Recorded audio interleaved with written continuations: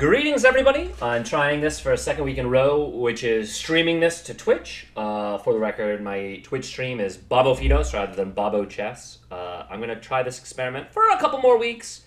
If it doesn't really catch on, no problem. I probably just will go back to the recordings for the YouTube videos. We'll see. We'll see if people watch live. Just got home. Went to the Sevens for a bit. It was fine. Had eat some chicken. Had a cider. Now I get to talk about my game against Nathan Jones. As you can tell, I am playing the white pieces. This is round 5, and I'm going to let you on a spoiler. I won my section. Now, the follow-up there, so that's not really a spoiler. No matter what the result was for this game, I was going to win my section. And the reason why is entering tonight, I was on 3 points. Glenn Ruggiero was on 2.5. I'm trying to look at last week's thing. And Nathan Jones, who I'm playing, is also on 2.5 points. I think that's everybody. So what that meant is, because I was playing Nathan, even if he beat me, which maybe he did, I would have 3 points, and he would have 3 points, because he had 2 points. There we go. And Glenn Ruggiero, who had 2.5 points, if he won, he had 2 points. I'm trying to look through this thing. He had a draw, a win, so that's 2.5. So if he won, he'd have 3.5. All right. Well, whatever. The point is, if I lost and Nathan won and Glenn won, it would have been a 3-way tie. If I lost and Glenn didn't win, then I would just split the prize with Nathan. So, needless to say, I pretty much had this on lockdown. And of course, if I drew, I would solely win, and if I won, I would finish on 4.5 out of 5, which is a great job. This also is my 50th game, which I'll do a very special milestone recap video. I'll save that maybe for tonight, maybe for another day, where I'm going to go over everything.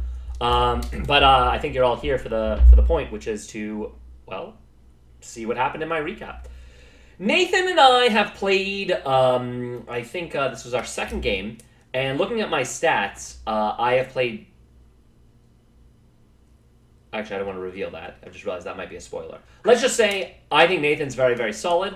Last week, when it was swapped, I was supposed to play the black pieces against him again. The first time I played Nathan, I was the white pieces. This time around, I knew I was going to do the white pieces unless something really funky changed. I did a little bit of a review, and upon entering tonight, I talked with Ben for a bit, who apparently did very well in the open section. I'm very happy for him. And I had mentioned how I have played, D4, and people have played D5 a lot against me. In the Masters level games and Lee Chess, Knight F6 is more common. I actually have all my stats recorded, so in my milestone video I'll share them. But I have faced D4, D5 a lot. It is the second most common response to D4, but I've seen it the most. Also online, I just see it all the time. Now, I was commenting to Ben that I haven't played against a single Slav. That's basically if I go C4 and then they hit you with a C6. And it's very drawish. If you look at Lee Chess database, it's one of the positions. I think of all very high-level games, it's the second most draw-heavy line. And black basically never wins in the Slav. So I kind of was commenting.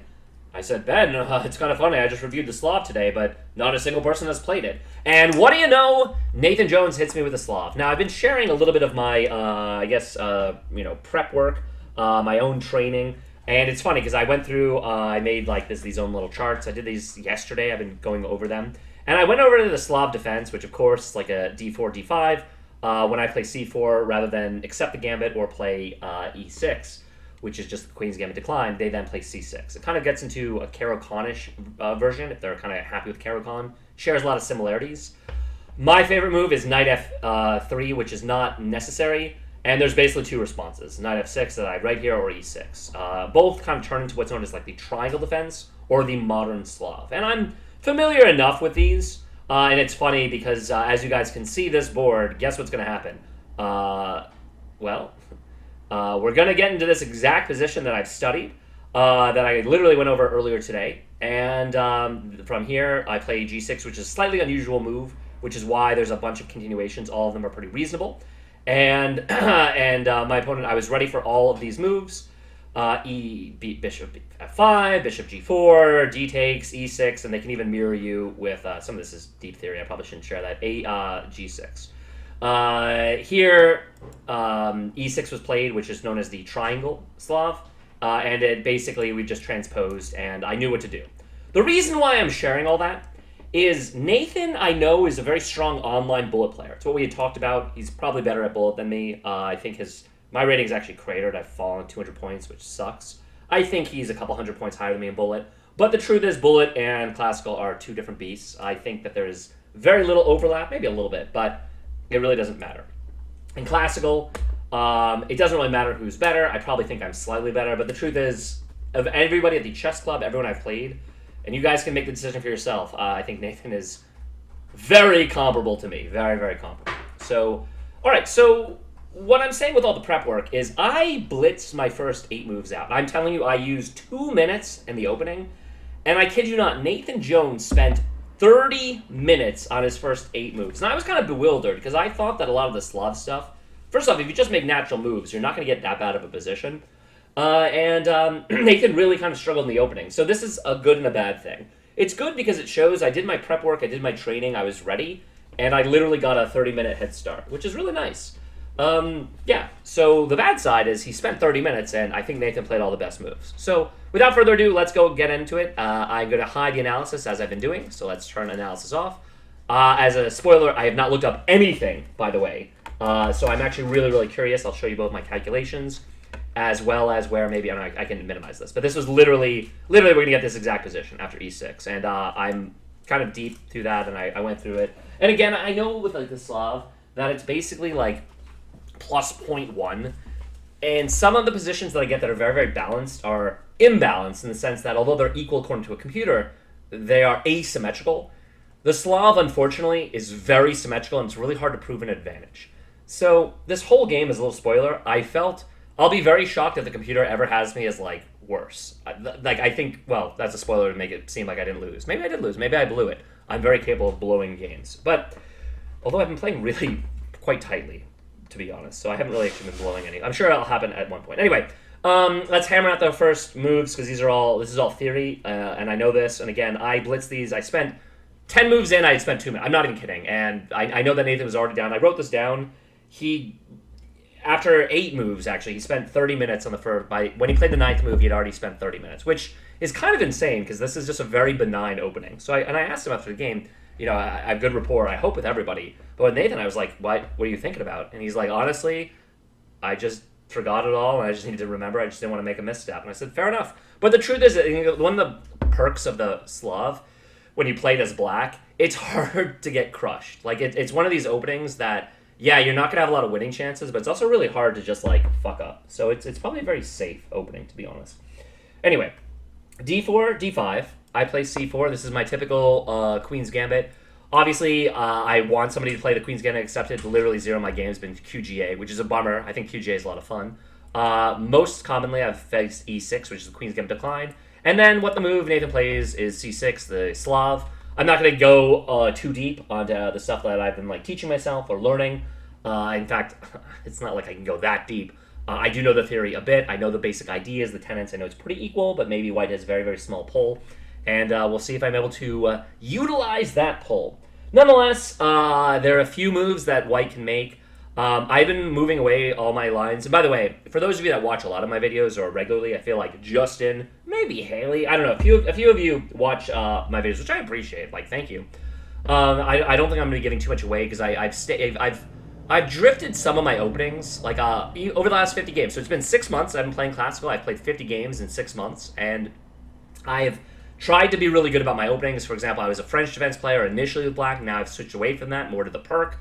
With white, I was doing, obviously, some d4, c4 lines, even specifically against knight f6, which is the more common defense. Now I've switched to a Trompowsky.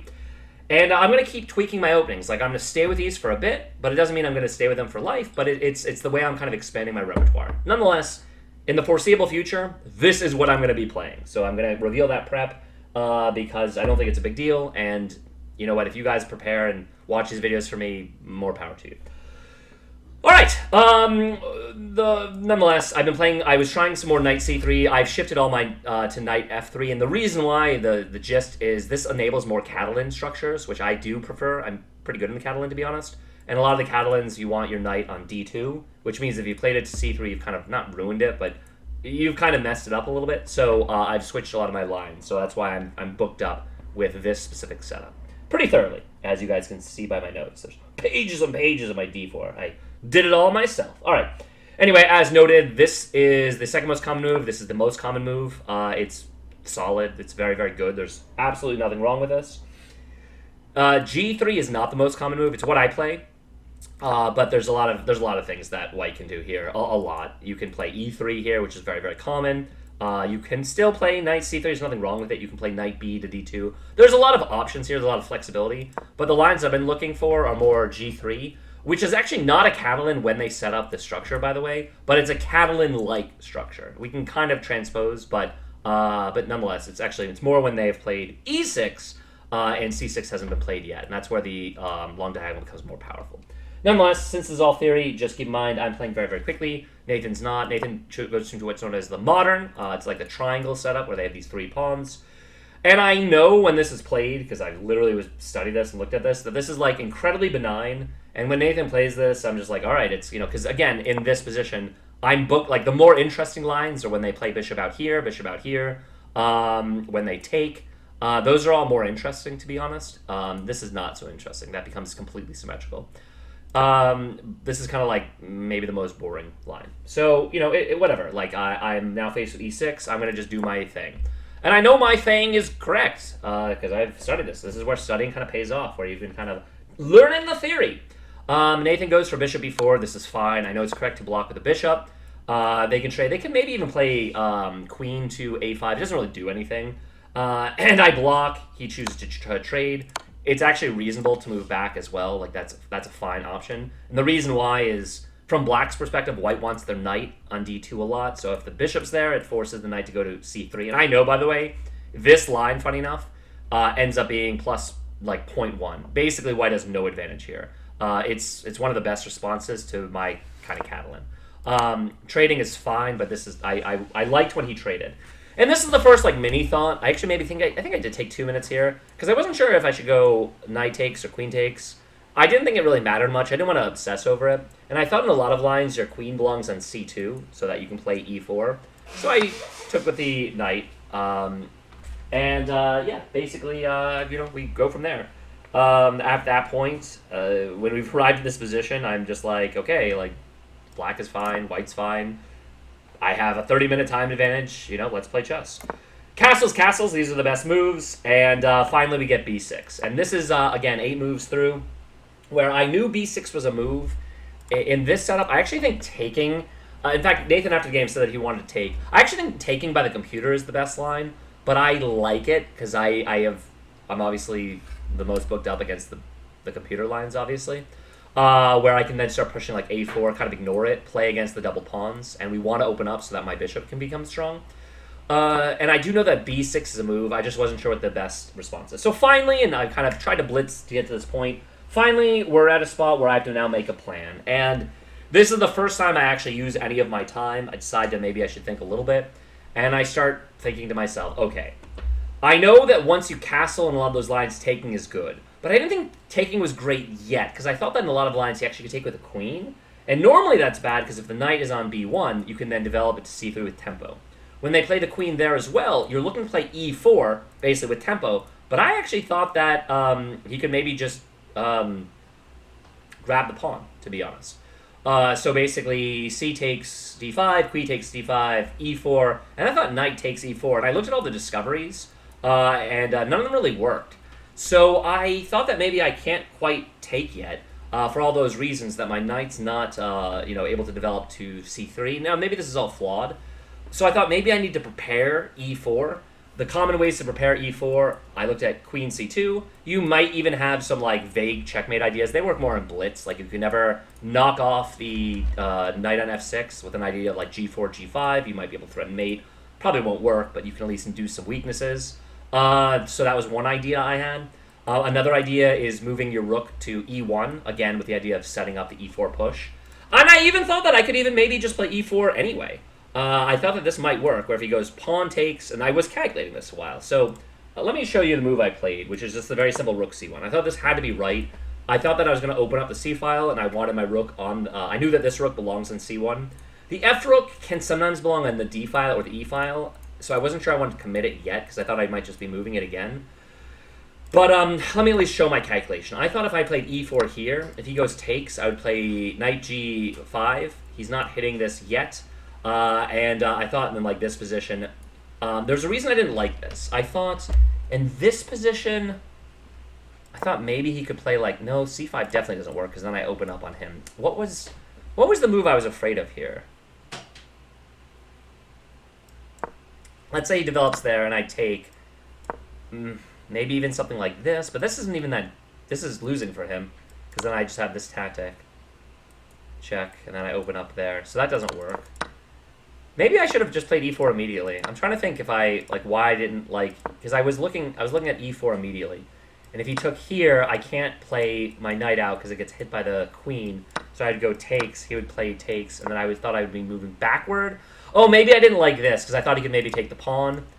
And so I thought if I moved here, I thought maybe... in my notes, one thing that I've written is E5 is like a common idea in all these setups where it's really strong, but beware of the F6s. And again, here doesn't work because his knight hasn't been developed. He's defending his pawn. So I'm actually kind of getting my knight stuck a bit. Obviously, this pawn is doing work. So I'd probably... I don't know. Maybe I'd even get it trapped here. Like, I kind of feel like I am getting it trapped, right? I guess I moved back here. I don't know. All right, this is kind of wild. Anyway, I tried to do a lot, like basically, so this was my first real thing. I really wondered if E4 worked, and I wanted to play E4, and I thought even if E4 was the best move, Rook C1 is natural, it belongs there. It's where I wanted to put it. I'm kind of curious now that I went through all these calculations about E4 specifically, so we're gonna look at that after the game. Nathan played B6 so he could develop. Again, the one advantage I have is I have a bit of a space advantage. Like I have a stronger territory. And when he develops his bishop, which he does, bishop b7, he's staring at 2 pawns. So, from my perspective in the Slav, like what I wanted to do is I wanted to play against the bad bishop, is what's known. I wanted to lock his structure like this so that his bishop would be weak. And I thought if he had like a weak piece there, then it's something to play for. Really strong players say that like in order to win a game of chess, you need to attack 2 weaknesses, even if they're like thin weaknesses. And I thought that maybe like giving him a bad bishop would certainly qualify as a weakness. And so... my first goal was kind of making his bishop bad. My second goal was opening up this file so that I have more activity. And I thought if those 2 conditions were met, I could be playing for a clear advantage. So that was kind of what was going from like my mind from like a macro perspective. So yeah, he plays bishop b7, and now I have to think about like how I want to handle this. And I go into the tank again, and I know a lot of times I should take this pawn. I think once he develops, my mouse is a little bit messed up. Let me try to fix that. Once he plays bishop b7, I look at taking. And the reason why is now that I've set up my rook on c1, I think that if I take and he takes to the queen, it no longer works. So I take, for the record. And the reason why is, let me go through all the calculations. I wasn't sure what he would take with, but this is what I thought would be good. He ends up going c takes. First off, I thought if he plays e takes on d5, then I'd reach the exact situation I want, which is making his bishop bad. He's staring at the pawn chain. It's not doing anything. I'd have the e5 square for my knight. Positionally, I'd be a bit better here. So I didn't think e takes was good for that reason. I thought if he played knight takes, I was looking at e4 here with tempo, and I thought I'm establishing a strong center. He's kind of got this like screwy pawn, where eventually if I can play knight e5, I can then maybe gang up on this pawn. He doesn't really have a clear... I thought if he like goes wide, I would force it back. It doesn't really look like there's many squares for this knight. Maybe he can just start, like, I don't know, trying to infiltrate the position. But I just didn't think this was working. Maybe it is, but anyway, I thought I'd go e4 if he played knight takes. And if he played queen takes here, I thought the same reason. I thought e4 worked. And but maybe it doesn't. What did I see here? Takes... Oh, right, I thought I could win a piece here with this tactic. But because like if he takes the pawn, then I just win his knight. And if he moves the knight, I win his queen. So this is what I saw for why queen takes wouldn't work, because I'm pretty sure I'd be winning a piece there. So I went through those calculations, and finally I took, and he took with the c-pawn. I thought it was probably his best bet. But now I've achieved the other goal, which I was talking about, which is the open file. So I'm like, okay, we're 10 moves in. I have more than 30. By the way, he went under 30 minutes on move 16. So he only played 6 moves in the next 30 minutes. So again, Nathan was playing incredibly slowly. I don't cross the hour mark, by the way, until move 18. So I've used the first 8 or 10 moves I played instantly, like within 1 minute or 2 minutes. I then thought on both moving 9 and 10 or 11, like, for a little bit. Yeah, the next 6 or 7 moves I play very, very quickly. So needless to say, I got a massive time edge in this game. All right. Once Nathan plays C takes, now I go 95. It's a common idea, and the reason why I'm doing this, for the record, is in this position, his big weakness as well is this knight has nowhere really to develop. His position is a little bit backed up. His bishop is bad. And I thought that I wanted to maybe try to infiltrate on the c file. I didn't think I could play queen c2 immediately. I thought that maybe we would just end up trading everything on the file and kind of I would absolve him of some of his weaknesses. And I thought that maybe he could actually just even play knight c6, immediately hitting the d4 pawn and whatnot. So I thought if I play knight e5, I'm taking that away. I thought if he develops to d7, which might even be his best move, I was torn between knight d to f3 with the idea that he would trade and then I would trade, and I would just have this dominant knight. The knight on e5 is a common idea in the Slav structures where it's just very, very strong. Or I was even considering a wild f4 move to then go takes and then open up and have an active rook, basically having 2 open files. So those were the ideas, sort of from a positional perspective of what I was thinking. In this position, I was considering queen c2. Again, maybe rather than going to e5, maybe playing g5 at the right moment. If I'm able to dislodge this knight, we'll see what happens with that. So, and why did I not like this? Oh, right, I thought that he would just play knight c6 here with the idea of going rook to c8. And I thought all his problems are solved here, which is why I thought I needed to play the knight out first. So I play the knight out first, knight e5, there you go. And after that, he plays queen d6, which I thought was a very good move. He's centralizing his queen. And at first, because remember my idea, I wanted to stop him playing the the knight there, and I wanted to play queen c2. So I had to do a thought here, because my initial reaction was, oh shit, if I play the queen here, he can play rook c8, and he's attacking my queen. And then I thought, wait, that's just winning, because if he plays the rook there, I just take it. I sacrifice the queen. He takes, and then I would take, and then he's checked. He has to block with the queen. I take, and I would just win a piece that way. So I went from, oh, this works, to it doesn't work, to then thinking, okay, if I play my my queen here, my ideal setup is landing a piece on c7, forcing the trade of queens, because I'm attacking the bishop. He would then trade, and then I would take with the rook. And I thought that in that position, I'd have a dominant knight on e5, and I would own the 7th file. And, there I'd be attacking the bishop as well. His f7 pawn would be under a lot of pressure. I thought I'd be in great shape. So that's kind of what I was going for. That was like the logic behind the moves. So I play it. So at first I thought maybe it doesn't work if he plays rook c8. Then I thought, no, that's a losing move. It does work. I didn't really see anything better. The only other move I was considering here, I keep wanting to play e4, but it doesn't work here. And the other move I'm considering, okay, I'll throw one more out. What is knight to c4? It looks funky, but the reason why is taking is losing, because then it opens up my bishop. I would take with immediately being able to take his rook. And here, based on gaining tempo on the queen, the problem is if I play knight to c4, I wasn't sure once he plays, like let's say he plays the queen back to e7, I wasn't really sure where I was going from here. And now, by the way, he can take because his queen defends his bishop. So I looked into this tactic for a bit, and I thought that like the only reason that would be good is if I was able to then reroute it to like e3, and I couldn't understand why I would want it on e3, so I then scrapped this plan. But it was something that was kind of tricky that I thought might come in handy. Anyway, I played queen c2, and by the way, in this position, as soon as I play this, I thought the only move, and this is the move. Again, I don't want to pat myself on the back. I sound like a jackass when I say this, but this is true. When I played this, I thought the only move he had, the only move was knight a6. I played this knowing that was probably his best move, because everything else I get into c7, and I think I'm just better. And knight a6 is an awkward move to play. Like, I thought that maybe and so I played this A because I couldn't find anything better, but also B because I thought that he might not play the best move. And I don't know if knight a6 is the best move, but it certainly seems like it, because it develops the knight, thereby connecting his rooks, and it protects the c7 square. But the knight on the rim is dim. Some people don't want to play that kind of move. It doesn't have anywhere to jump because this d-pawn is massive, so it's kind of dead out there. So I thought that even if he plays it, it's not that great. And Nathan thinks for a long time. Remember, I said, where is it? On move 16. So this is where he's just using a lot of time.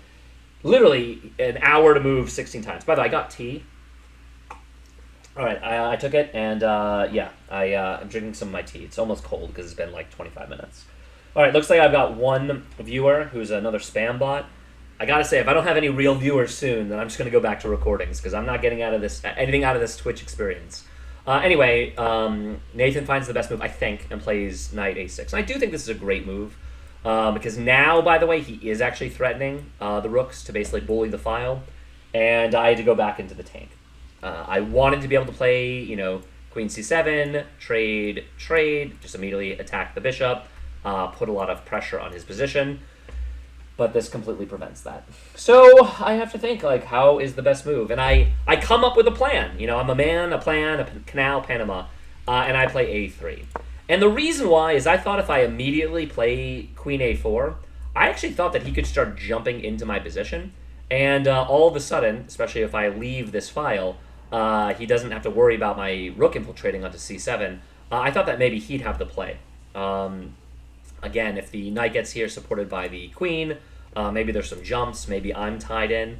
So I thought I had to stop that. And again, in our post cap, this might be my first bad move because maybe it doesn't do enough. In the end game, it ended up being a big plus, so it ended up being a good move, but I'm curious if the computer doesn't like it. Again, I'm trying to restrict his knight. So now his knight is really limited. It can't go there. It literally can just go back, which is a bad place. So remember how I said I wanted to limit the scope of his bishop, which I think my pawn on d4 to kind of solidify his pawn chain is doing? I'm trying to do the same thing with his knight, which is give him very few squares to work with. And so positionally, I'm really trying to squeeze him. Like, I thought that I had a clear advantage here. He's got bad pieces. These minor pieces suck. This is a great knight. Okay, granted, this bishop isn't great. It's probably slightly better than his bishop. This knight looks slightly misplaced. I kind of wish it was on c3, but it is actually maybe supporting like an e4 push. It's not a dead piece. So I'd say my minor pieces are slightly better than his. Really, though, I don't have much of an advantage. But it's a Slav. Again, I think the whole time I was like plus 0.3. You know what I mean? Anyway, I play a3, and my thinking was I would basically be able to slam possibly queen a4. I was really looking at queen to d3, with the idea that I wanted this queen on this diagonal. Maybe long-term I might have a checkmate, but mostly I wanted to support e4. And if I'm able to, once it gets checked, play it onto d3, I can eye his knight, and I might have some tactics where I can then play e4, and if we make all these trades, at the end of it, I can actually win his piece over here, attacking the a7 pawn as well, and I thought that maybe I'd be infiltrating his position. So that's kind of what was going through my mind. He plays rook f to c8, and again, my first instinct, by the way, I thought for a while in this position, I think I played a better move. I played queen a4. My first instinct was queen d3. For all those reasons, I wanted to support e4, I wanted to centralize, I wanted to hit the knight. But I played out wide because I then saw something kind of devious. Like, yes, I saw that I could make all these trades, number one. But number two, I am actually now eyeing the infiltration on d7. And I thought that long-term, one of the ideas I had was g4, g5, dislodging his knight. Then I thought maybe I could worm a piece onto d7. And if I'm able to, like, get in there, that maybe, again, I can claim an advantage. So I thought that this angle, the geometry here, kind of does that. So that was another reason why I liked knight a4. Plus, I'm kind of keeping my eye on the b5 square, so I'm preventing him from expanding. As I mentioned, one of the big advantages I have is I'm kind of cramping his space. So I thought that this knight was more active, believe it or not, on a4 than it would be on d3. But those were the two moves I really looked at. Actually, that's not true. I also very briefly looked at the knight to c4 with the idea that I'm hitting his queen. If he takes, I take, he takes. It's the same tactic where I open up. And here, if I hit his queen, I thought that maybe I'd actually have trapped it. This pawn is taking away the c5 square. This pawn is taking away the b4 square. This knight is taking away both the c6 as well as d7 squares. However, I then thought this was no good because I thought he could just actually move to c7, and then this is under attack. I'd have to kind of move to e3, and we just trade everything. And the other reason as well is now the tactic, if I don't do anything, if I do a random move, doesn't work because now he can just take, and now when I open up, he can just take back with the queen. So I basically saw all those tactics, and so I was considering this wild knight d to c4. but I didn't think it quite worked because he had this queen to c7. But I wasn't looking at that. That was what I was spending time looking at. So I finally play, queen a4 out wide, and I expected, for the record, Nathan fixes his knight. Might be a better move. I expected him to go trade, and then rook here, and I thought I would trade, and he would play. We kind of get the same position, but I thought we would get this position here. In fact, maybe he played a better position. And as you can tell, the other big advantage here, why I was pretty happy to trade off the rooks or go here, is Nathan has a big back rank issue. If I could ever squeeze on into e8, I would checkmate him. So I was looking at like g4, g5 ideas. But I think he plays a slightly better variation, which is he plays knight c7. I thought that I could make an Aliekin's gun. Another reason kind of keeping my queen here. And I thought if I own the c-file, I would just have a clear advantage. Because his knight is very restricted for where it can move. So maybe I would just win a piece by force. So this is where I had two candidate moves that I really gave a lot of consideration to. Rook c3, which is what I ended up playing, or g4. Again, with the idea that if we can trade off these rooks, I can bounce his knight and whatnot. I vetoed this move. First off, I thought that maybe he could just play like h6, and I thought that it would be too slow. I'd have to go like h4, be super committal. But also, I thought that the g4 move was stronger because I didn't really see where his knight was going if I was supporting it with the rook, because then I'd have this crazy idea where when I push my pawn, I can then basically rook lift it. And I need my rook to be on c3 in order to do that. So I played rook c3 first. I thought this was correct, obviously. I mean, I never make a move thinking it's a bad move. Sometimes I can move knowing it might not be the best, but not being able to find out or figure it out for myself and wanting to just play moves. All right. Once I do this, Nathan plays a6, and I'm going to be honest. Like, this is where I should have taken more time. He played a6, and I think Nathan's a pretty good player, but this is the first time he played. I was like, what the fuck does that do? I'm like, this is ridiculous, because I'm like, doi, and immediately I just connect my rooks, thinking, okay, he's letting me connect my rooks. I'm going to get my ideal setup, and I was like, okay, I don't really care if he plays, b5. And I missed his idea, and it's that he just simply wants to finally develop his knight where it's active. It would be basically bouncing the rook, forcing me either back or forcing me to basically trade everything off. And if we trade everything off, it's very, very equal. And I missed it. I missed the idea. I played way too quickly. I just immediately connected my rooks. And again, after an hour, Nathan plays knight b5, and now I understood why he played a6. And I'm thinking to myself, shit, I can't not trade because this rook is actually pinned, funny enough, to my king. So I have two moves. I can either take, which is what I did, or I could drop back, 3 to c2. My thinking is if we got in this position, it would basically end up in the same situation. I would trade, I can't not trade, or maybe I could not trade, I don't know.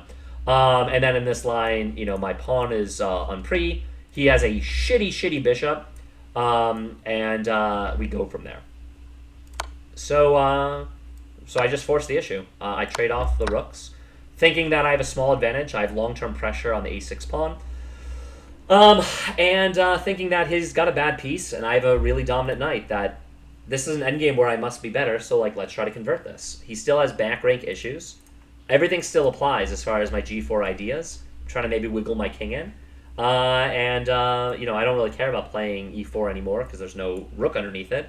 But I'm watching this pawn with my queen.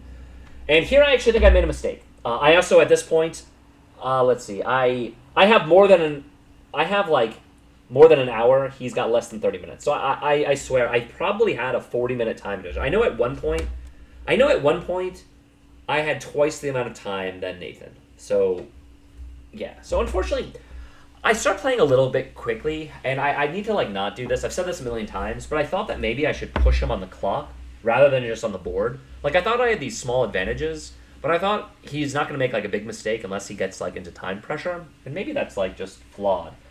But I think I make a big mistake here. I play e3. I think I should have centralized my queen and gone queen c2 to try to own the file. He was saying he would have just played queen c7, which again is kind of what would have happened. We would have probably traded. And I'm fine with taking the queens off. Again, I'm trying to play against his bad piece. I don't know if that's enough to win.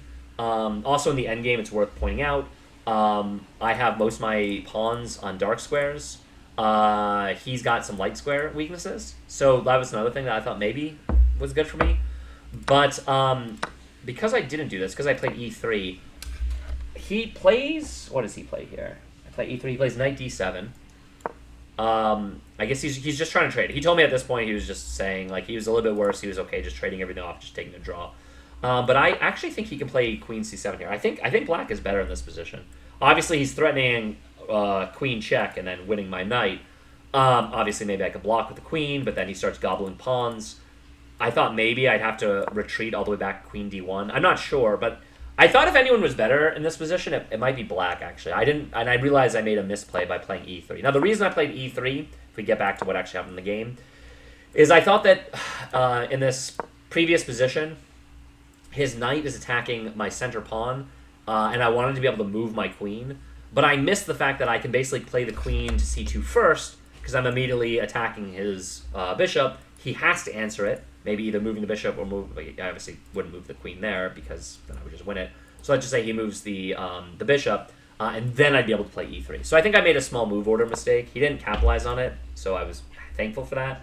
But I didn't think he was going to miss it twice, so I thought maybe I lost my opportunity. But here I play queen c2, with the idea of dominating the file. Nathan doesn't think too long. Maybe I made it a little too easy on him. He plays queen c7. I obviously can't not trade. There's like nothing really I can do to prevent trading. So I trade. He takes back with the knight.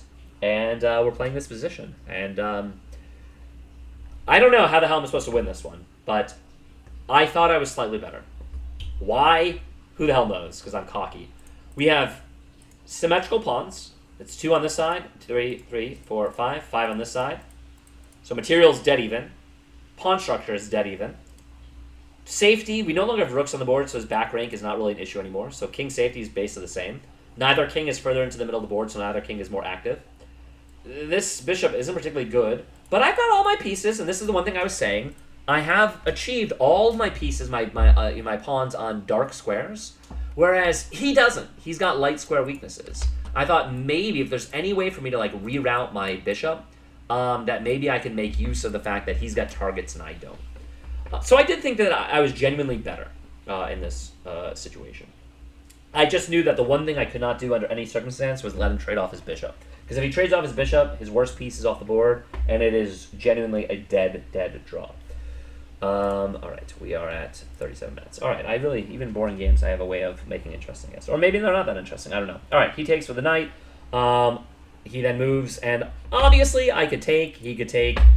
We can consolidate. Maybe that's better. And I don't even know why I'm going for stupid tricks. I played knight c6. Doi, he's not going to miss this, but I'm obviously threatening the fork. I thought he would then play bishop b7. I would drop to b4. I want the long-term pressure. If he pushes on me, I would just reroute. Basically just doing like a knight dance. But he does a better move. He starts getting his king in. In fact, he actually got his king more active than me. He plays king in.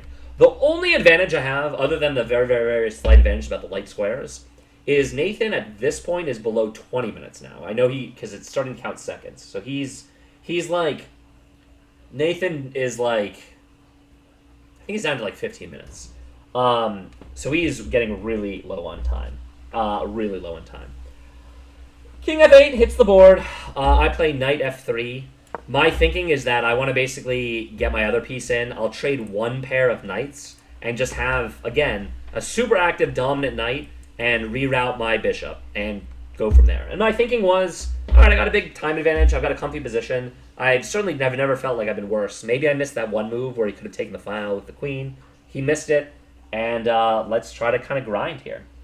After I play knight f3, he plays bishop b7. So now he activates it. I thought he probably could have done that before. I mean, his king is getting active. Obviously, I have to move my knight. I could move it back here. I knew that the one thing I didn't want to do is move my knight up here because that would allow him to trade. I thought that would be losing for me. I did briefly consider, dancing it to d4, to d3. And I thought, what's the point of that? It's not really doing anything. If I move to b4, he doesn't even have to play a5 right away. But I also thought a5 was it was fixing his weakness. Like, the fact that this is a target, possibly, was good for me. So I didn't want to encourage that. So I just moved my knight. Move 24, knight c to e5. Once this happens, he takes with a knight. And I briefly consider taking with a pawn just for some imbalance. but I take with a knight. And the truth is, this like I'm looking at this position, and like both at the board and now like this is comfortable for white. I'm obviously threatening. Whoops. Arrows, as always, are hard to draw. I'm threatening knight d7, checking the king and forking the pawn. If I'm able to land that, I will win this game. Nathan is a good player. He is not going to fall for that, and he just brings his king in. King e7. I no longer have that fork. I say, fuck, he's not gonna let me win this one easily. What's wrong with him? So now I think I have to get active. I've just been staring at this pawn the whole time. I play bishop f1. My idea is maybe it belongs on d3 to hit the pawn over here. Maybe I can eye this pawn long term to kind of like tie down his pieces. I'm not sure. Maybe I should have gotten my king active. I really don't know. But that was the idea. I wanted to hit the pawn. He plays f6. I knew this was going to come at some point. It's kind of annoying because now he's dislodging my knight. It was a great knight. Now, again, I don't think I have any advantage, to be completely honest. We're kind of just making moves, and I'm honestly trying to burn him on the clock a bit. So I basically played pretty quickly. Maybe I should have given this more consideration, whether like how I want to reroute it. I played knight d3, but I think if I move to f3, like where is it even going? I mean, I looked at those for a while. I move here, but now, unfortunately, it's blocking in my bishop. If he moves a5 and then basically moves the bishop pinning, if he's able to trade the bishop for the knight, I think he's better. So, yeah, so maybe maybe this is a second game in a row where I did not play better in the endgame. It's possible. He plays king d6. He's centralized his king. The best thing going for me is my pawns seem really powerful. I thought that my knight belonged on d3 because I did want to prevent him playing e5. Because of that, I think I found the best move here. I play f4. I thought, number one, I wanted a path for my king. And number two, I didn't think I could let him play e5. Because I thought if he played e5 and we trade, and he just has this active king, that maybe he's winning. So I thought I had to stop that. So I play f4. He plays bishop c6. And here I was worried about him playing bishop to b5, thereby smushing the trade, getting rid of his terrible piece. And I said, "Oh man, this sucks." He's seeing everything. Yeah. So I think I have to stop that.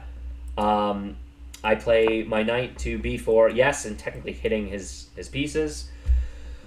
And my thinking here was basically if he does play bishop to c5, I actually would have traded. So first off, I'll show you what he played. I play knight b4. He plays bishop b7. He goes back, just total defense, and like it's really hard to break him down. But I thought if he actually moved up to try to force the trade, I actually would have gone into this.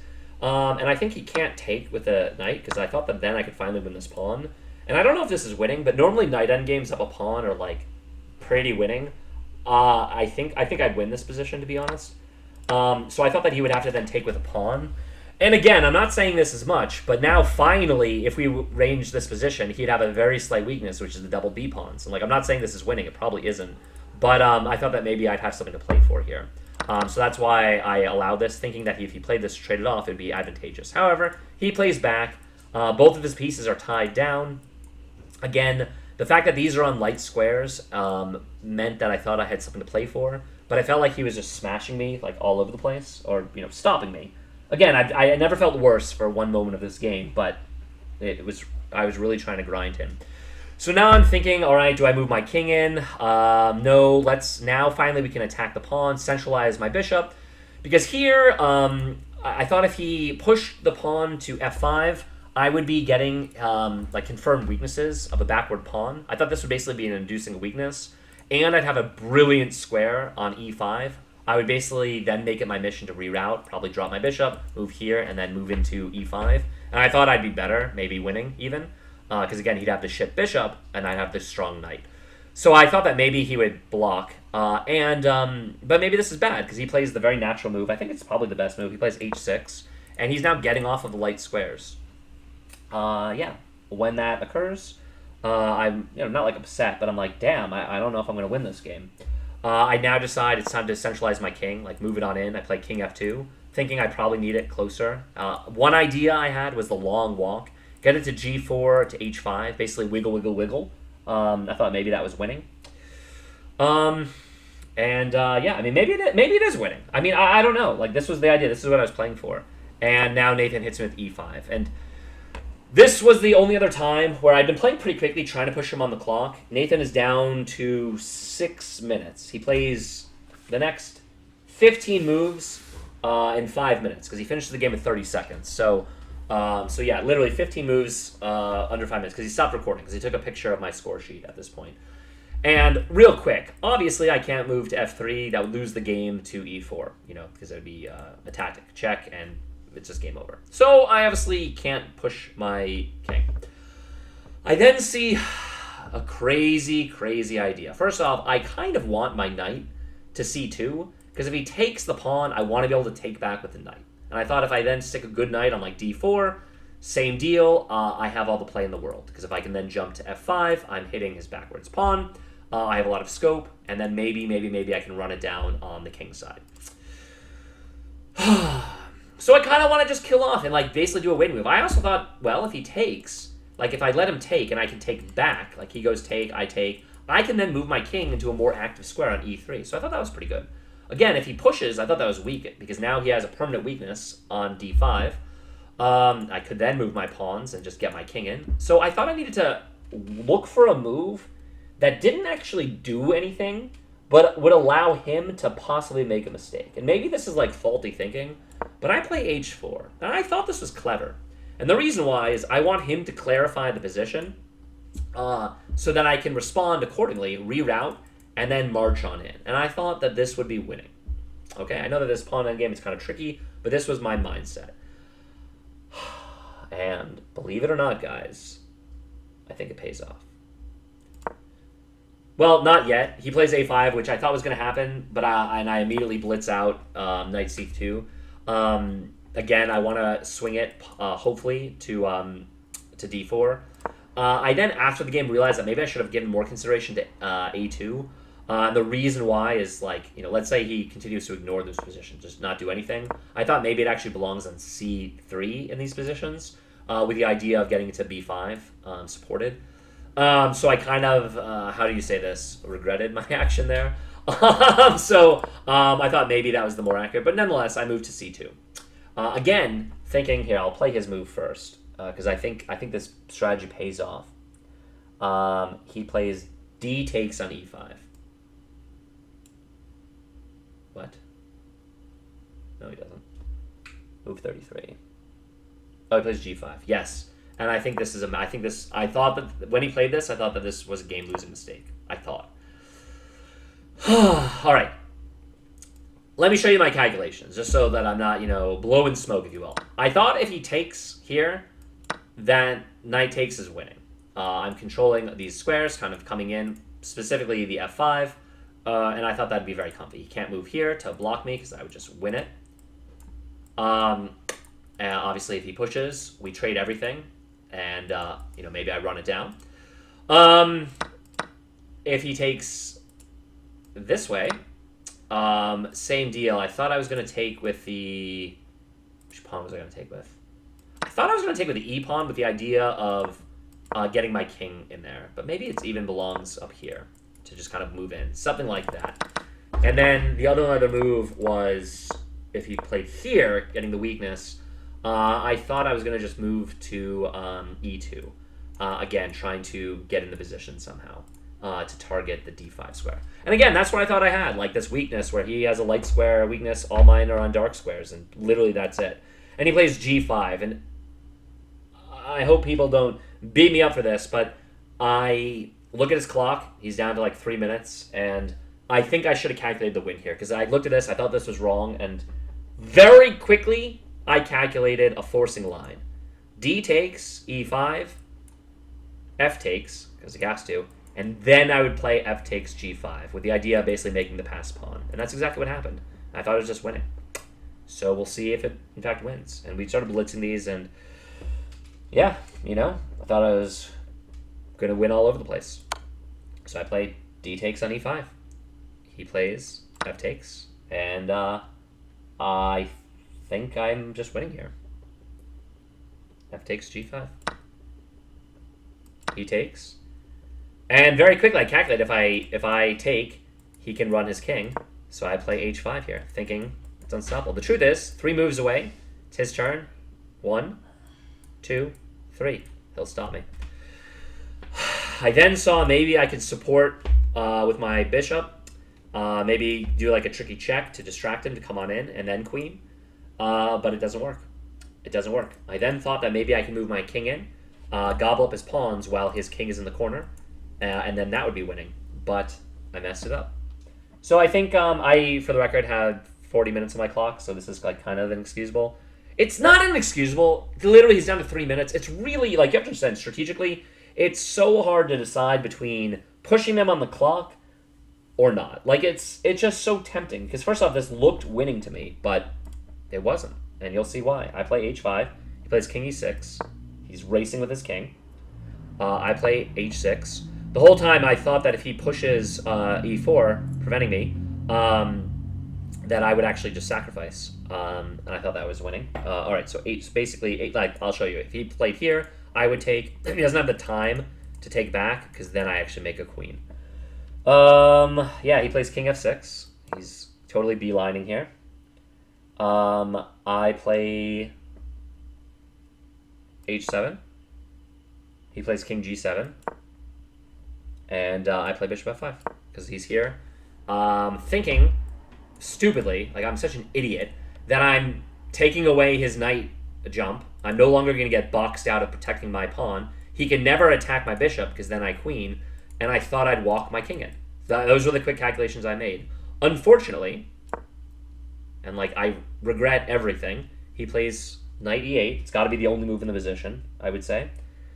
And again, I should have calculated longer. I thought I'd come in, but I can't. I play king f3 thinking I'm winning, because I have the more active king. I'd be able to get all of his pawns, and he just plays the very simple knight f6. And the reason that you guys can see is now I'm actually stuck. I can't move in and infiltrate with my king, so I can't gobble this pawn. So even if his king is out of place and I'm bouldering his king, I can't come in. And I regretted everything at this point. I regretted moving fast. He is down to a minute, but it doesn't matter. I just don't think I'm winning anymore. I go into, all right, let's just try to draw mode. I play b4. He plays a very, very good e4 move, e4 check, keeping me away because now he actually can gobble up the pawn. I have to play back. I didn't want to move onto a light square because I didn't want to give him any random check. And at this point, I wondered if taking was more accurate here, and then I'd take back, basically be able to hit these pawns maybe. I'm not sure. Yeah, king f2. He now finally takes, the knight takes on g7. I wasn't sure if it's accurate to trade or not. I didn't. I went pawn takes. He went pawn takes. I played knight d4, centralizing my knight. Again, I'm looking for this check here to win the pawn, so that if he moved this, for example, I'd be winning the pawn, and then maybe I have this outside passer. He plays knight f6. He doesn't fall for it. I play knight e6, check. His only move looked like bringing his king over. Or he could give it up and just centralize, and we basically have a totally even position. And when I play this, he's down to like 30 seconds. I offered him a draw. I offered him a draw because I thought I blew it. I thought I didn't deserve to win it anymore. I thought maybe if he runs his king over, it's really difficult for me to, like... I don't know. Maybe I shouldn't have offered the draw here, but I offered the draw and he immediately accepted. Yeah, I just didn't think I deserved to win this one anymore. I'm just kind of curious. Like, let's see, king f7. So if he defends here, he's locking up everything. I thought maybe I'm supposed to just play g4, preventing his king from coming in, and also locking up my bishop.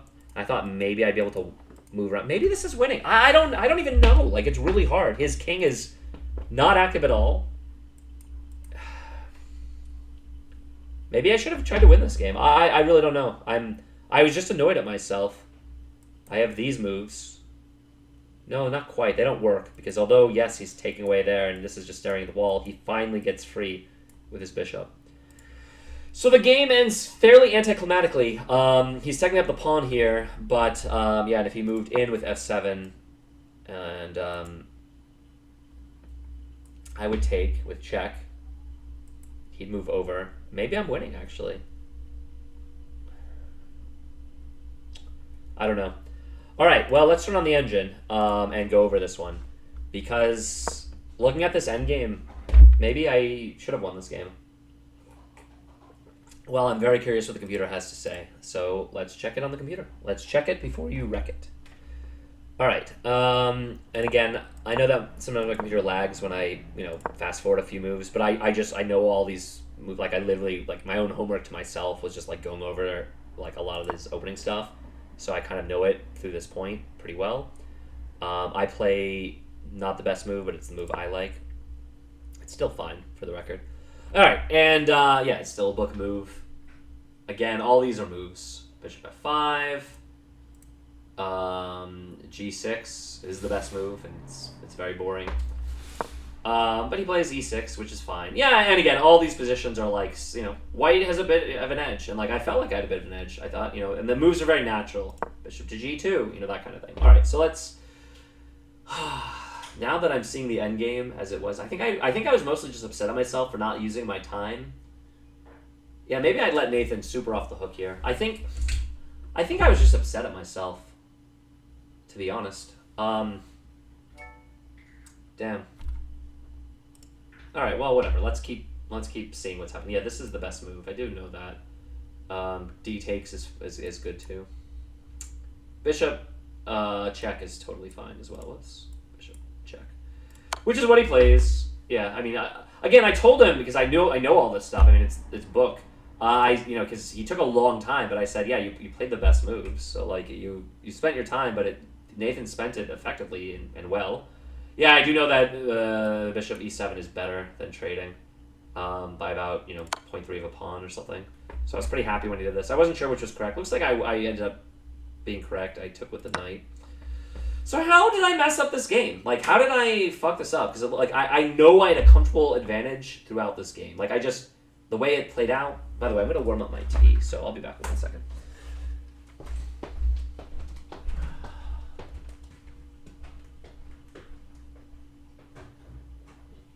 Babe, you haven't had your tea at all. I have a sip. I'm going to have some in a minute. All right. All right. So basically, let's see where we are. Well, my tea is getting warmed up. Yeah, he's supposed to castle here. He castles. I'm supposed to castle or queen c2 immediately. Nah, castling's still better. I castle. b6 is the best move. So I basically know everything through this position. Looks like, yeah, I know all of these moves sort of, but looks like he plays. Okay, I don't care about that. He plays the best move. b6. And they do like queen c2. They look rook c1, which is, again, all these I know are like moves. I did play rook c1, which is a good move. Okay, cool. They're only giving me a good. It's bullshit. I did want to play queen c2. I'm actually just curious, because I did write down e4. I'm just kind of curious if this was any good right away. It's not. Because if he... It's not bad, though. But if he takes here, I was going to trade. He would take... And why is this bad? Oh, I actually like knight c1, because if I go to d2, he can, in fact, take the pawn. No, because then he's supposed to play f5. And this is good for black. Okay, well, I didn't go into this, and I'm glad I didn't. I just wanted to prepare it first. He plays bishop e7. They like queen c2 immediately. They don't like trading the pawn. But it's not bad. C takes here is excellent, in fact. Okay, cool. He makes the best take back with his c pawn. Here, let me just double check, because I was looking at the captures. If he took back e pawn, I thought this was very bad for him, and they like e5 for that reason, which is what I have. Okay, cool. So I was correct. If he went e takes, I just slammed the knight here. Life is good. If he took back with the knight, I wanted to play e4, which is what I wrote. E4 is good. Knight c4 is even better. Didn't see that. But, okay. They like my plan. I mean, taking with the knight is just not that good. And if he took with the queen, for some reason, I wanted to play e4. Yeah, and they just like e4 a lot. And this, again, I thought it would just like lose a piece or something. He has to just drop back completely. All right, cool. So my calculations there were correct. That's good. That makes me feel very good, in fact. I play E95, jumping on in. It's the best move. Again, I'm trying to take away the C6 square. His best move is A5, but he plays queen. I thought queen D6. It's up there. It's 0.1 off. I mean, it's still a very good move. I thought this was a strong move by my opponent. They like knight B to. No, they like for him to play knight B to D7. Yeah, I thought so too, but I thought maybe I'd thank you. Yeah. Because I thought that I would. I'm on stream. I'm just kidding. What? Oh dear. Yeah, I'm just kidding. All right, so D6. Okay. They only give him a good. I thought this was pretty good. They like queen A4 immediately rather than the queen C2. Man. Queen A4 immediately rather than the queen C2 first. Interesting. So I guess I lost my advantage here. So this was an accuracy. Queen A4 immediately was better. The other move I was considering was this tactic, which gets... Fuck me! This gets an excellent! And I thought queen E7, and I didn't have any advantage. What did they say? They said just move it back to E... And holy shit, guys, when you look at that, I was saying I just didn't think that this does anything for me, but the computer says this is actually one of my best ways forward. I did see this. I mean, I mentioned it. I didn't know this was good for me, you know? Well, look at damn. The computer doesn't like my plan, and they like the other one that I was going to do. All right, that's my southern accent. All right. Well, fair enough. And the reason why here is I saw, this is just like losing, obviously. Yeah, this is total blunder because you just take and that's game over. And I thought I was controlling the file here. And I did think knight A4 was the only move, but apparently knight C6 anyway works here. Really? How do they figure? The computer gives us a brilliant. I thought that I was taking this away by queen C2, by the way. So this is shows what I know. I guess because after takes, because then you just take, you just go back here. That would have deservingly gotten a brilliant, but I see it now, the tactic. But that's why, again, it's funny. I thought I was taking that away. I thought knight A3 was the only move, but it looks like it's a good move. It gives an excellent, and again, white retains a very small advantage. FC8 is best. Wait, what? Oh, wait. Knight A6. They like my move. Look at that, guys. Queen A4, which is what I want to play, and A3. Those are the best moves. Those are the best moves in the position for the reasons I mentioned when I've gone over it. All right. Look at me go. Look at me go. I'm proud of myself. Those are the two best moves. Those are the two that I was considering that I wanted to play. Well, look at me. I play A3. All right. Sometimes, positional feel. Like, I'm feeling it. I'm feeling it. They like FC8, which is what I mean, you know what? This is a boring game, but maybe Nathan and I just played like fucking hell of a game. They like queen B3 slightly more than A4, but they're all equal, like 0.17, 0.1. No, now the computer says my move is the best move. I play queen A4, which makes me happy because, again, I was really considering queen D3, which is also up there. It's also really good. So I didn't waste a ton of time on those, but those were the two very, very good moves. All right, queen A4. Interesting. And, the computer likes queen D8 best for my opponent. I'm actually just kind of curious. I knew that this move didn't work, but knight C4 in this position, I'm just kind of curious how bad this is. It's terrible. This would have lost the game for me. Cool. Well, I figured for all those reasons about where you can move it. All right, well, queen A4 is an excellent move. I'm wiggling on in. I found it. I feel pretty proud of myself. The computer likes queen D8. He plays knight C7. So they do like his plan. I thought that maybe we would just trade, but trading is worse for him. If he trades, it's not, again, the whole game I have a small advantage. I mean, I basically said as much, right? I felt like I was plus 0.5 for like 40 moves, you know what I mean? But that's not what happens. Instead, he plays the knight, which is quite a good move. In fact, it's the best move in the position, basically. Good for Nathan. They like my move.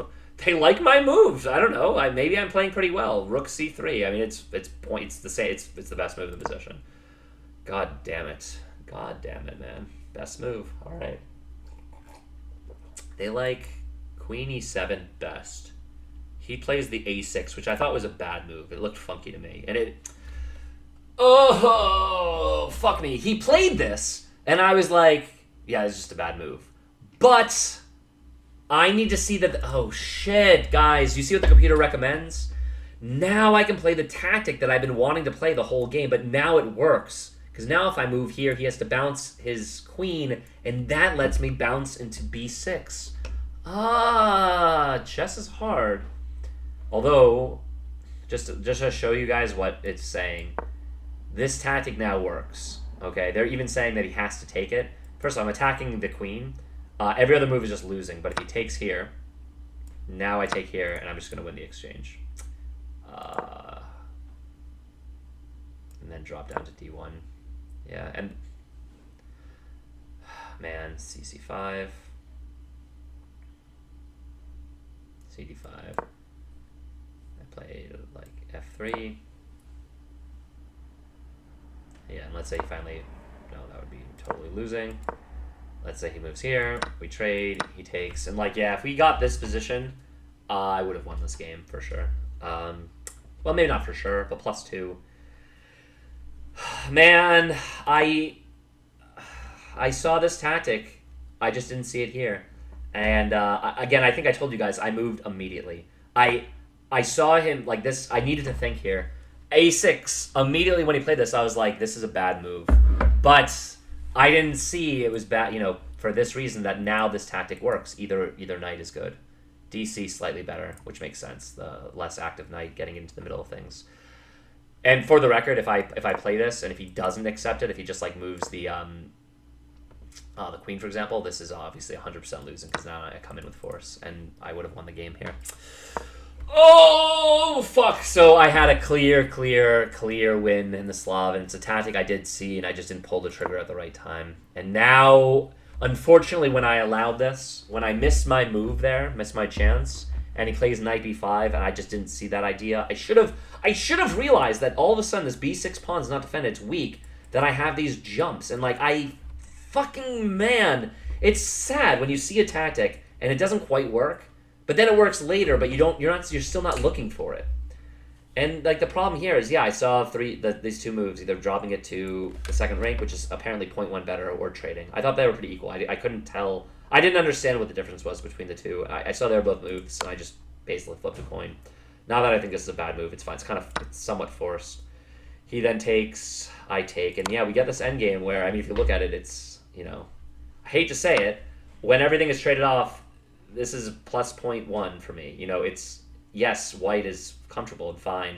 Oh, I meant to mention, the second time I played Nathan is highly emotive at the table with his gestures. Like, he was taking so long in the opening, but he was like, throughout this game, like, he was like under duress and pain. He was like writhing.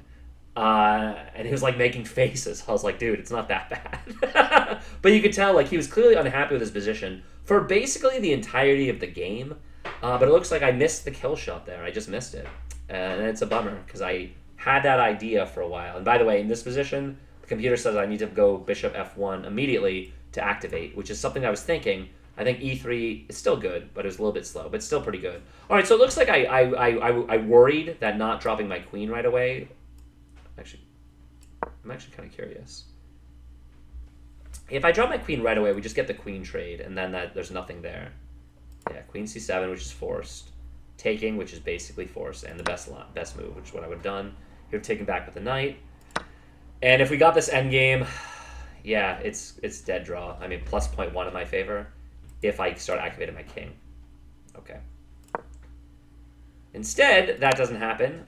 We trade the rooks. He takes with his bishop. His bishop's a little bit bad, a little bit funky. I play e3, which now the computer says is the best move, so I'm tapping myself in the back.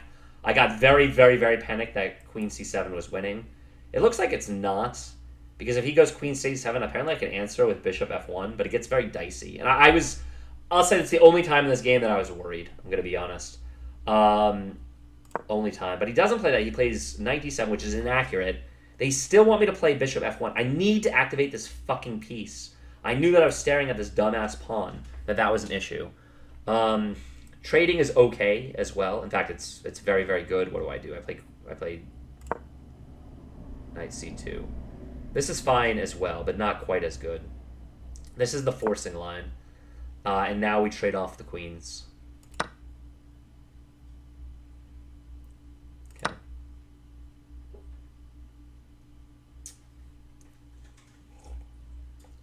funny. He asked me if I was considering e4, like when we did the post cap, and I said at this point e4 was the furthest thing from my mind.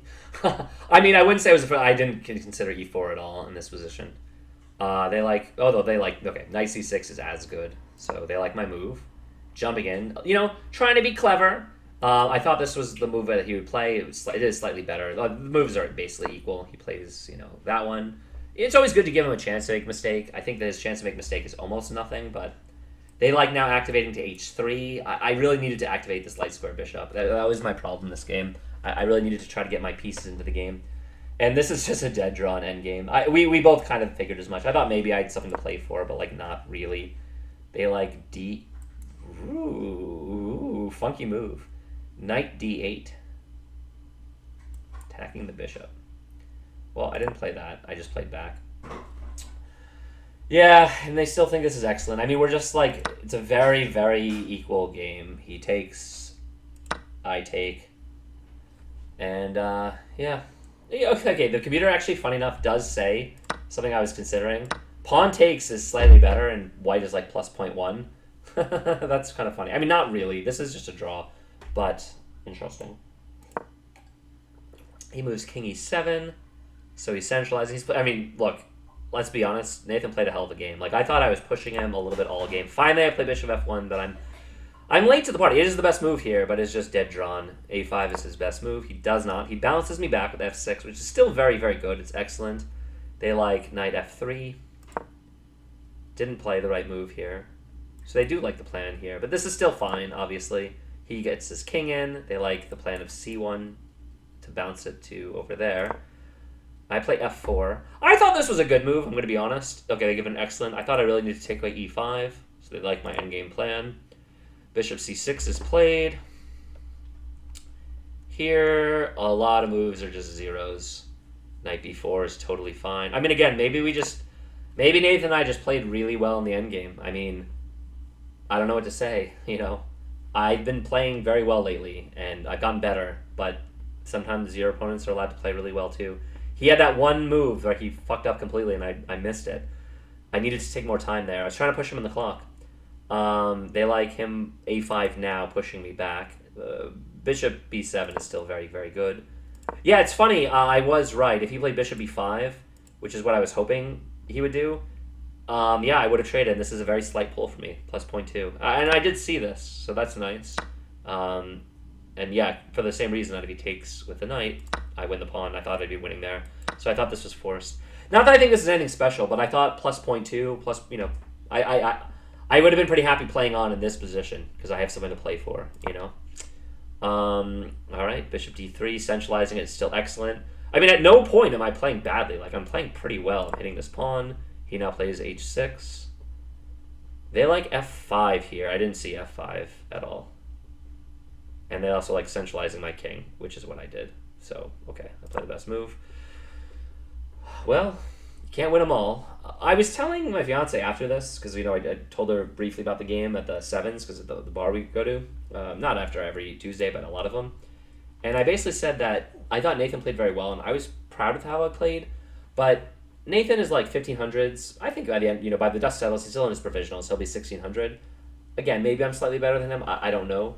But for me to be where I want to be, which is the 800 plus, I need to find a way to win this kind of game. And I don't know, maybe it's just not possible. But I thought I was kind of beating myself up. I felt a little bit bad because I felt like I was pushing him super low on the clock. At no point was I worse, but I think I feel like I messed my opportunity. He now plays e5, which is a good move. And they're right. I'm just trying to kill time to get him to make a move. They do g6, bishop g6.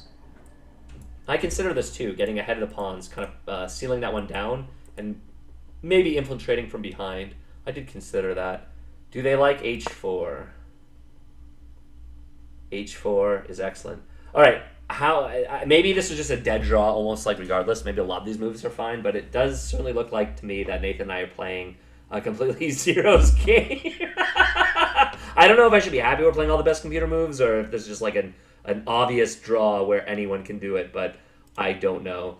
He now plays a5, which makes sense. He's bouncing my knight. They do like a2 better. I moved a little too quickly. I did say that afterward that I feel like that was slightly better. I moved immediately to c2. So now, funny enough, now black is slightly better. This is like I think this is the first time all game, 33 moves in, where black is actually slightly better. Fine. But then he plays g5. I thought this was a blunder, and it is. Man. He needs to play e4 here. Just lock it up, take the space. I thought this would be a weakening move, though. And then here's where he plays g5. He has, like, no time left. Okay, so let me see my calculations here, because I played d takes, which is the best move, but h takes apparently is also good.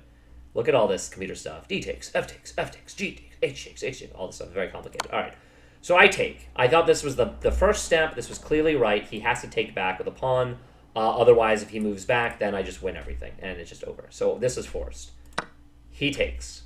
I then thought, they keep wanting to go, I then thought F takes G5 is correct. That's what I played. F takes G5. That's the best move. I play that. Great. He's forced to go H takes. I knew that. He plays it. Only move. Great. Now I have either H5 or H takes. You know what? I was beating myself up because I saw this when he has like no time left. I thought I was just making the pass pawn, and I thought that I was just winning. But look at this. It's not. H takes is slightly better, but and maybe I would have had an active king, but it's not winning. Okay, I maybe don't feel so bad. I play H5, thinking that this creates the most threat. He moves his king over. Play H6. I'm trying to just drive it home. Plays F6. Interesting. I didn't consider that move, but that's really interesting. Bishop H7 to basically prevent his king from coming in. Huh. That would have been a hell of a move. Just so you guys can see. I mean, I'm not saying it's winning or anything. It's clearly not, but it's clever. It poses the most amount of problems for my opponent. Maybe. H7. G7 is the only move. Of course, it's forced. They like G6. Yeah, that actually makes sense too. I thought Bishop F5 is fine, and the idea is he can't really take it because then I queen. I thought that would have been kind of clever. Maybe I should have done that just in case he misclicked, blundered. Not that I think he would, but yeah, right. So I play here, and he finds the only move really. Yeah, only move really. Apparently, to B5 works okay as well. Like these are not necessarily losing, so maybe he's just not lost, you know. 98. They like knight E1. King up. This is inaccurate. Again, not terrible, but not right. Plays knight F6. I mean, look, Nathan literally is making these moves. The last 15 moves in 3 minutes. I don't know what to say. You know, they're not the hardest moves to find, but the bro played out of his mind at the end. Because it's very easy that he could have made a mistake here, right? They like this plan to going to E1. Instead I played B4, which is also the best move. Okay, cool. They also do think this is best. He should play C6. He plays E4. I thought this was a quality move, but apparently it's not. Because I can go to G2. Or E2. But not F2? No, F2 is the best move. Okay, they're all fine. I played this one. I'm just trying to push him on the clock. Now he does take on H7. This is just a dead draw. All right, so maybe when I offered the draw, this was pretty reasonable. Okay. B takes on A5. I play that. He plays B takes on A5. He plays that. They do like trading the bishop for the knight, to be honest, but it's not needed. The move I played is better, actually. Knight D4. And he plays knight F6. Best move. And they like my move, knight E6, check. He plays... And I do think H6 was slightly better. He plays F... Oh my god. This loses the game on the spot. I moved this and I offered the draw, for the record. So technically, I moved this and offered the draw. But if that didn't happen, I have the fork at the end. I moved knight E6 check and offered the draw. So, oh god. I'm pretty sure the rule is you make your move and you offer your draw, which is what I did. I don't know if he moved like this, because if so, then obviously I have the... Holy shit. All right, for the record, though, when I offer the draw, it's zeros, but it does look like he blundered here. If he made this move to h6, it is completely zeros, which I thought he was going to do. Maybe I should have kept my fucking mouth shut and not even offered the draw, because that is the blunder to f7. But I offered the draw on my turn, so because I didn't make a move back after he plays here. So, well, you get them low on time. They finally blunder, but I've already offered the draw at this point. All right, well, that's the game. Let's save this. Number 1, add to game collection. So spoiler alert, I drew, which meant I won the section on 4 points. So I'm still pretty happy about that. And I think the etiquette-wise, I did offer the draw when I moved. So it looks like he moved but blundered. But I think it would be pretty bad etiquette on my part if I said, no, wait, you blundered, so I'm not going to offer the draw. Because I think I did make the draw offer at that point. All right, I will enter the January one. It looks like it just came up on the calendar. The final standings here. I won the section on 4 points. Glenn Ruggiero actually ended up taking second. I drew him week 1. Honestly, it wasn't like my finest game, but I do think the guys actually played pretty well. And it looks like he played well against other people too. So props to him for taking second. My rating is over 1,600. Part of this is, I think, because it hadn't fully updated. I think my live rating is like 1,608 or something. And yeah, I'll do a milestone video, 50 games played. As far as looking ahead, I'm playing in the Boston Chess Congress. It's going to be starting on Friday. I enter the U1700 section, kind of the easier section because I'm going to be playing in the Open Division, this one, next month. I'm sure I'll play against some Masters. I'll do the calculation to see what I need to score, but my goal, I believe there's 4 Tuesdays in January. Almost for sure. Let's find out. Tuesday. 6, 13, 20, and 27. My goal is to win 1 game. Win 1 out of 4. That's going to be my goal against, these heavy hitters. Before we sign off, let's do our customary review. Honestly, it looks like it was a well-played game.